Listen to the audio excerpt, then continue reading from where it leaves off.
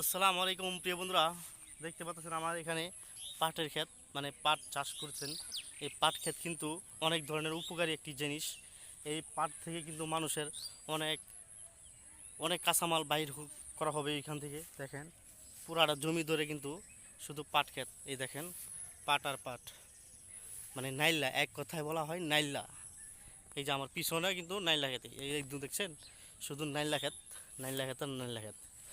যে যেটা বুঝে আর কি, কেউ বুঝে পাট ক্ষেত, আবার কেউ বুঝে নাইলা। এই দেখেন নাইলাগুলো কত সুন্দর, মাসালা, মনে হয় যে কাঁচায় চিবি খেয়ে ফেলবো, অনেক সুন্দর। এটার থেকে কিন্তু অনেক ধরনের সুতা বাইর হবে, শূলা বাইর হবে, মানে শূলা। এই এটির থেকে কিন্তু অনেক ধরনের অনেক দামি সুতা বাইর হবে, ভালো ভালো কাপড় বানানো হবে, দড়ি পাটের সুতা বাইর করা হবে, সব কিন্তু আপনার পাট ক্ষেতের।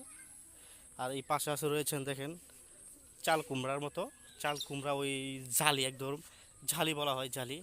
এই জালি সাইডে দিয়ে যে লাগানো হয়েছে, এই দেখেন জালি গাছের ফুল, খুবই সুন্দর মাসাল্লাহ। এই যে আমার পিছনে পুরাটাই মাসাল্লাহ খুবই সুন্দর লাগতেছে।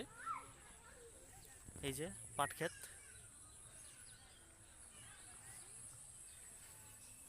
পাটের জমি।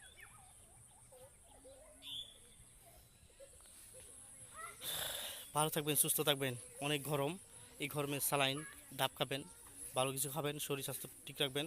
ভালো থাকবেন, ধন্যবাদ সবাইকে।